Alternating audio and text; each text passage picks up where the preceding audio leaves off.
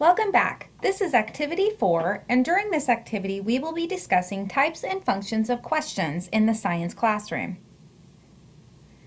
During this activity, participants will take a look at science question levels.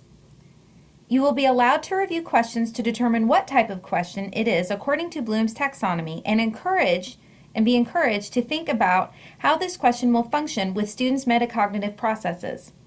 Facilitators, please go ahead and hand out the question task sort, where does this question task belong, to participants along with the Bloom's taxonomy wheel.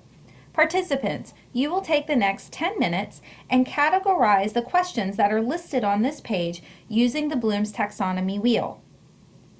Once you have had about 10 minutes to do so, you all will open up into whole group and discuss along with the facilitators providing the correct level of questioning to participants. Continue to ask questions of each other of how these questions will function in your classroom and when would be the appropriate time to use them.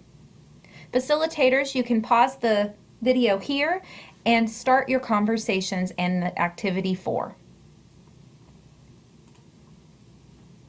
So what did you discover? What was the expected cognitive level of the questions that you were provided with on the question sort? At what level of thinking will the question engage students? Bloom's taxonomy serves as a tool for teachers as they plan and formulate quality questions. So as you can see, it is important to sit down with your unit goals and decide what levels of questions and when to ask those questions will be. This is the cognitive process dimensions. When you introduce materials, you may probe prior knowledge and seeing if students remember and understand information. If they don't, it's important to go back and review information that they have previously had in order to not create learning gaps.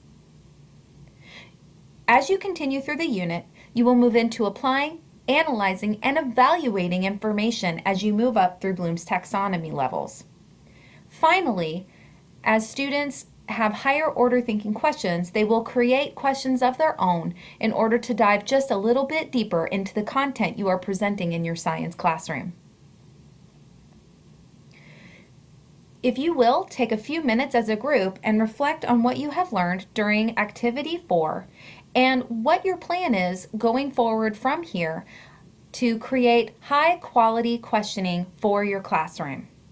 As you finish this activity, please go back and reflect slightly on each one of the activities we have already covered. How do each of those activities support questioning strategies for you to take forward into your classroom? This is the end of Activity 4. If you will please stop the video here and go on to find Activity 5 through the online resource. Thank you, and I look forward to continuing to work with you.